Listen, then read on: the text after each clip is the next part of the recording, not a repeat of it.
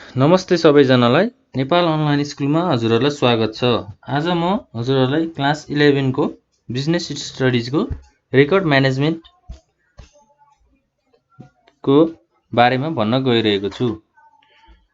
ल अब हामी सुरु गरौँ। सुरुमा हाम्रो के छ त रेकर्ड हैन, रेकर्ड म्यानेजमेन्ट, रेकर्डलाई चाहिँ म्यानेज गर्ने। रेकर्डलाई म्यानेज गर्ने हाम्रो टपिक छ रेकर्ड म्यानेजमेन्ट हैन त। ल अब व्हाट इज रेकर्ड म्यानेजमेन्ट हैन। Records are the written form of documents. Records चाहिँ के हो त? Written form of documents in an organisation. Organisation भित्रको चाहिँ रिटन फर्म अफ डकुमेन्ट्स हो। They include documents like bills, vouchers, files, circulars, memos and so on. के रहेछ त डकुमेन्टमा चाहिँ? हाम्रो बिलहरु हुने भयो, भाउचरहरु हैन, अनि थुप्रै फाइल्सहरु हुने भयो। Likewise management is an art and science of doing something. Management चाहिँ के हो त?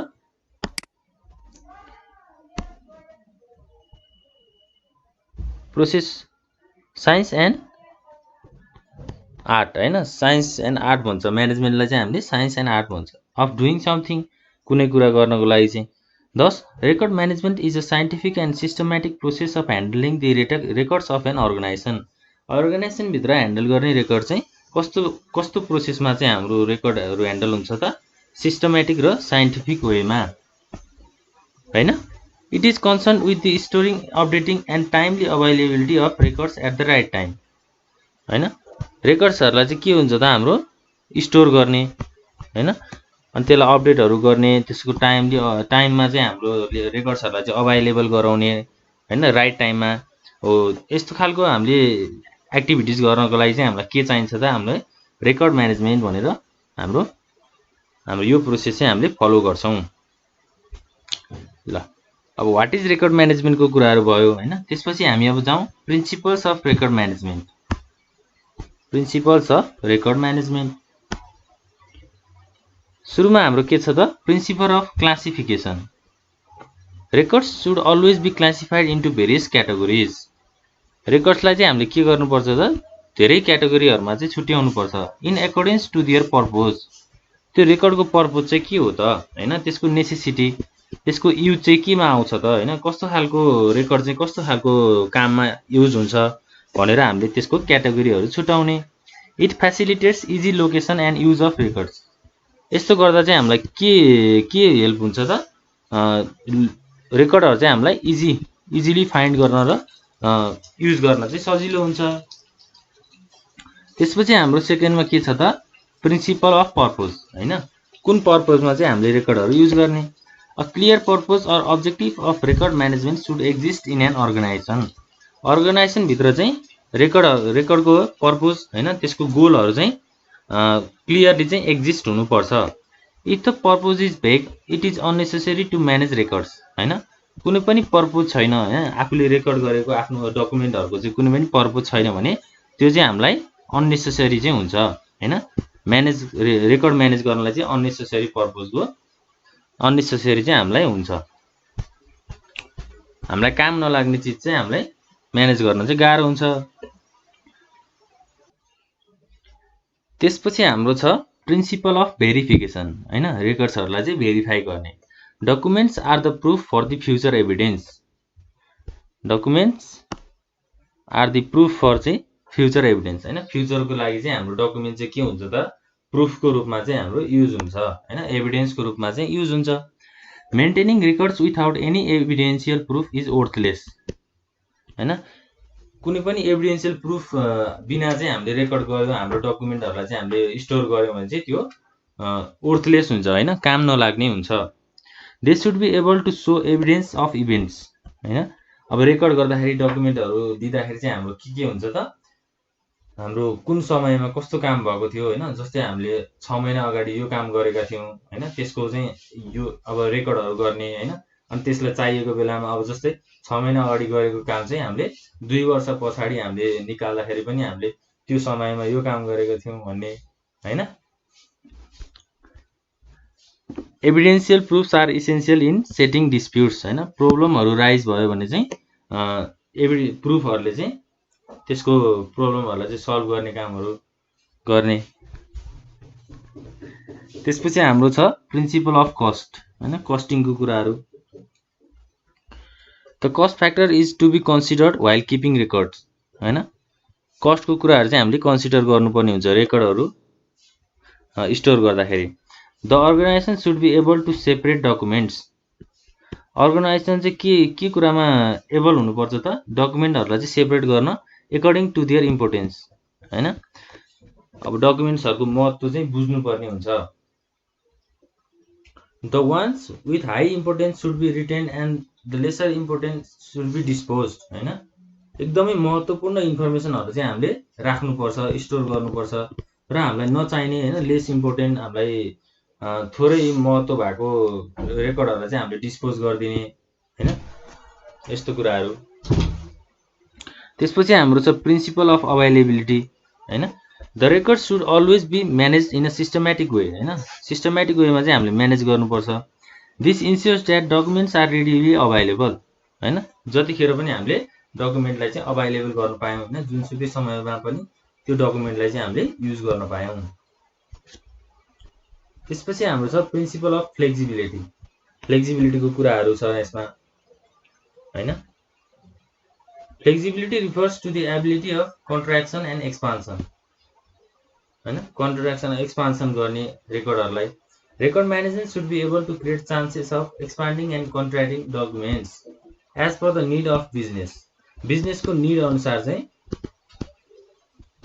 हैन रेकर्ड्सहरुलाई चाहिँ एक्सपान्ड गर्ने कामहरु चाहिँ हामीलाई रेकर्ड म्यानेजमेन्टले चाहिँ गर्न चाहिँ हेल्प गर्छ।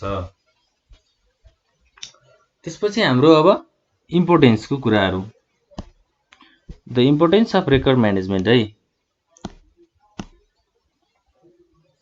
सुरुमा के छ त हाम्रो basis for decision making. Record म्यानेजमेन्टले चाहिँ केलाई हेल्प गर्दो रहेछ त, डिसिजन गर्नको लागि चाहिँ हेल्प गर्दो रहेछ है। जस्तै अर्गनाइजेसनमा कुनै एउटा एकदम इम्पोर्टेन्ट डिसिजन लिनु पर्यो भने चाहिँ हामीले त्यो रेकर्डहरुलाई हेरेर हैन, पहिलाको रेकर्डहरु के कस्तो छ त्यसको आधारमा चाहिँ हामीले डिसिजनहरु चाहिँ गर्न सक्छौं। इभ्यालुएसन अफ परफर्मेन्स हैन, कस्तो खालको काम भयो, कसरी भयो अनि त्यो कुराहरु। Record management help facilitate comparisons between various records हैन। This comparisons form the basis of ascertaining the productivity and efficiency of task हैन। इम्प्लोइहरुले गरेको टास्कलाई चाहिँ मेजर गर्ने हैन, अनि कसले कति परफर्मेन्स दियो हैन, कसको हार्डवर्क बढी छ अर्गनाइजेसनमा हैन, उसको डेडिकेसन कति छ।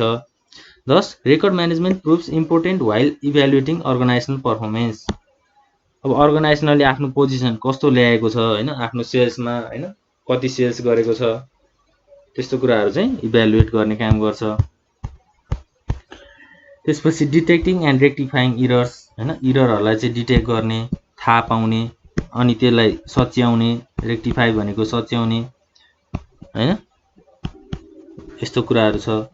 अनि डिस्प्युट सेटलमेन्टको कुराहरु गर्ने। जस्तै अर्गनाइजेसनमा डिस्प्युटहरु आयो हैन, अब जस्तै एउटा कुनै दुईटा स्टाफ बीच चाहिँ उसको सोच चाहिँ नकारात्मक आयो हैन, उनीहरुको चाहिँ रिलेसनशिप बिग्रियो भने चाहिँ अब त्यस्तो प्रब्लमहरुलाई चाहिँ सेटलमेन्ट गर्दिने रेकर्डहरु लिएर हैन, पहिलाको एभिडेन्सहरुलाई चाहिँ युज गरेर हैन, एभिडेन्सको कुराहरु छ।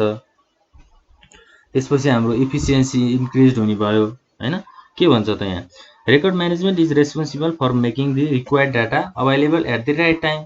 रेकर्ड म्यानेजमेन्टले चाहिँ के गर्नु पर्यो त, उसको रेस्पोन्सिबिलिटी चाहिँ के हो त, डाटाहरुलाई चाहिँ राइट टाइममा चाहिँ अभाइलेबल गराइदिनु पर्यो to the right place and the right person. कुन व्यक्तिलाई चाहिँ हाम्रो रेकर्ड चाहिएको हो, कुन ठाउँमा चाहिएको हो, त्यो कुराहरु चाहिँ ध्यानमा राख्नु पर्यो। This smooth communication of data ensures smooth functioning of an organization. यस्तो कामहरुले चाहिँ के हुन्छ त, अर्गनाइजेसनहरु चाहिँ राम्रोसँग चल्न पाउँछ, स्मुथ फंक्सन हुन्छ। त्यसपछि हाम्रो छ लिगल रिक्वायरमेन्ट हैन। लिगल रिक्वायरमेन्टमा हाम्रो अब record management fulfils the legal requirement of an organization. अर्गनाइजेसनको लिगल रिक्वायरमेन्टहरु फुलफिल गर्ने। It stores any records for the stated period of time as required by law of the country. कन्ट्रीको law अनुसार चाहिँ अर्गनाइजेसनले आफ्नो रेकर्डहरु चाहिँ स्टोर गरेको हुन्छ। Some are to be recorded for shorter period, कुनै रेकर्डहरु चाहिँ एकदम थोरै समयको लागि चाहिँ रेकर्ड गरिएको हुन्छ हैन, अनि कुनै चाहिँ हाम्रो लङ्गर पिरियडको लागि हैन, एकदम महत्त्वपूर्ण इन्फर्मेसनहरु चाहिँ हामीले धेरै समयको लागि चाहिँ स्टोर गरेर राखेको हुन्छौं फर द फ्युचर रेफरेन्स हैन, भविष्यको लागि।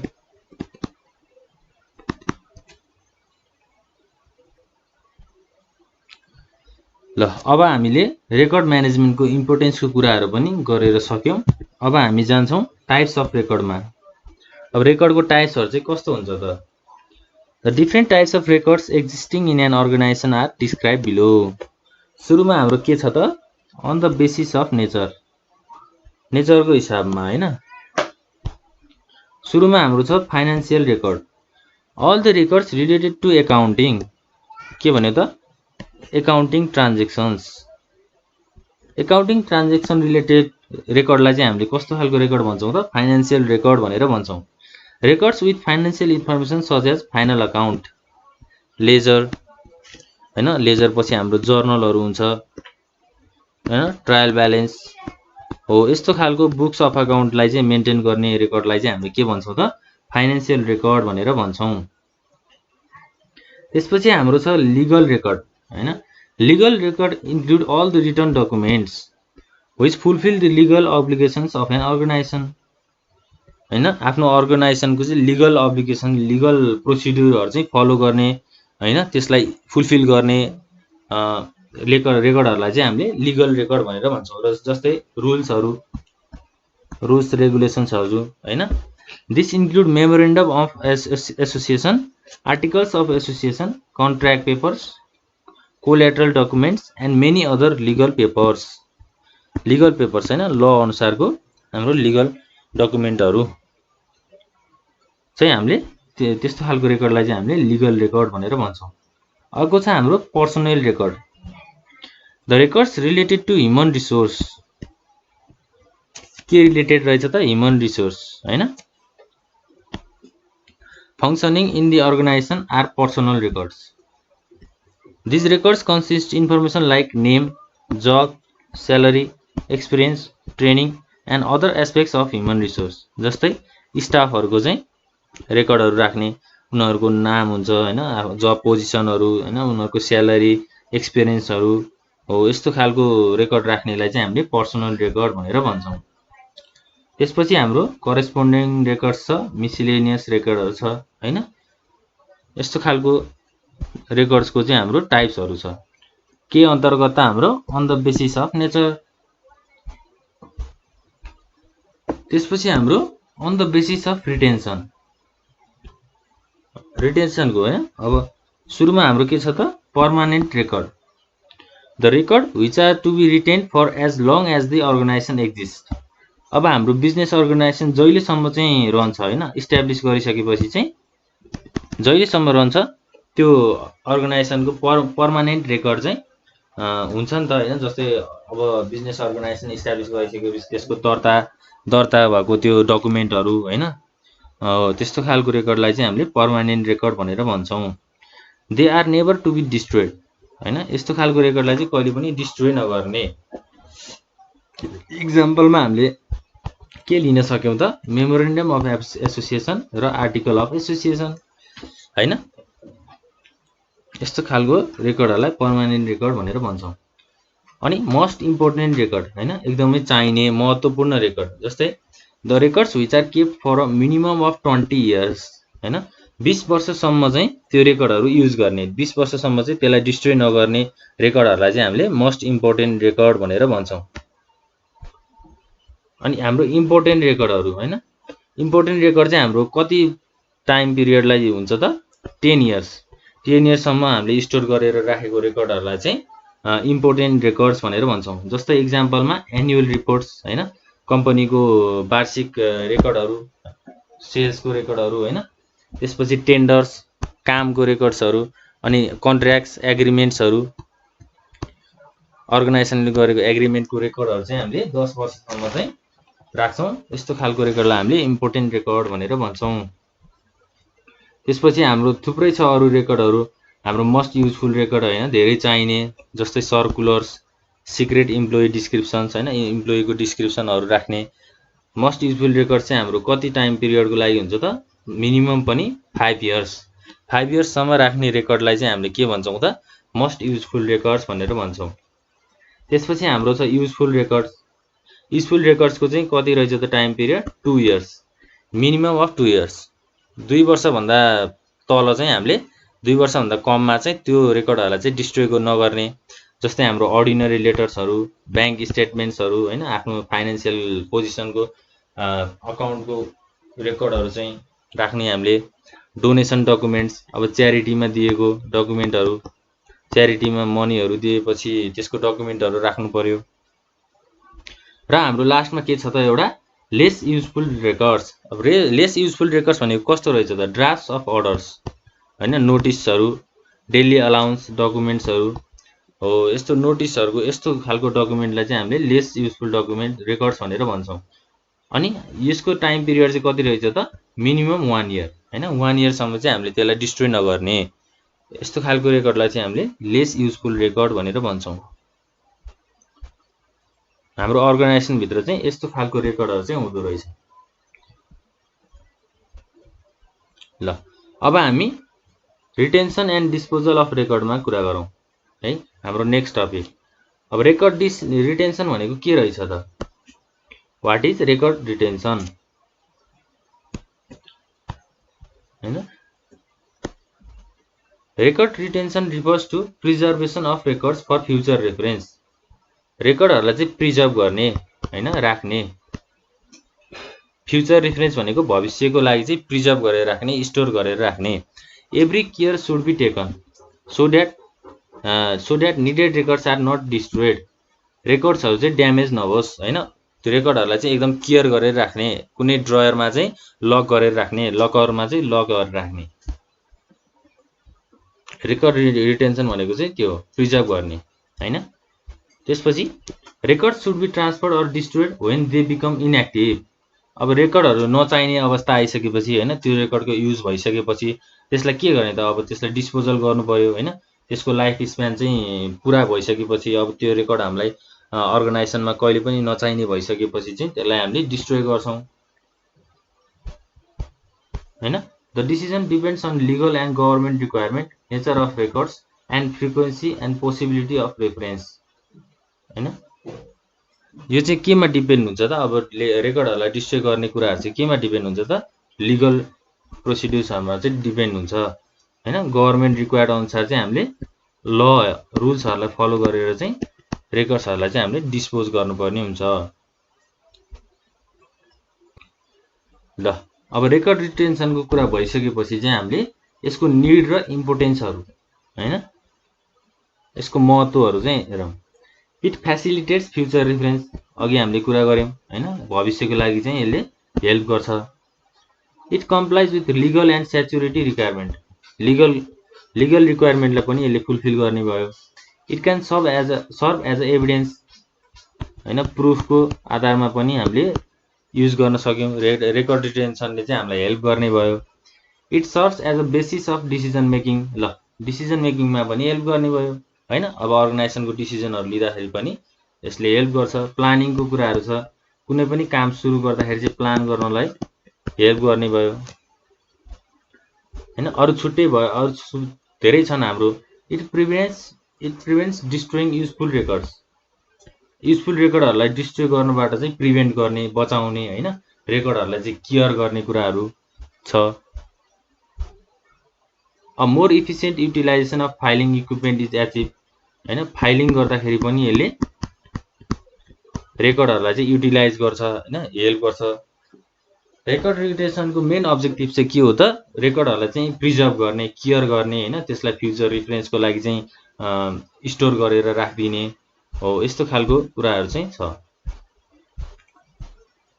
ल अब हामीले एकचोटि के पढेछौँ त त्यो हेरौँ।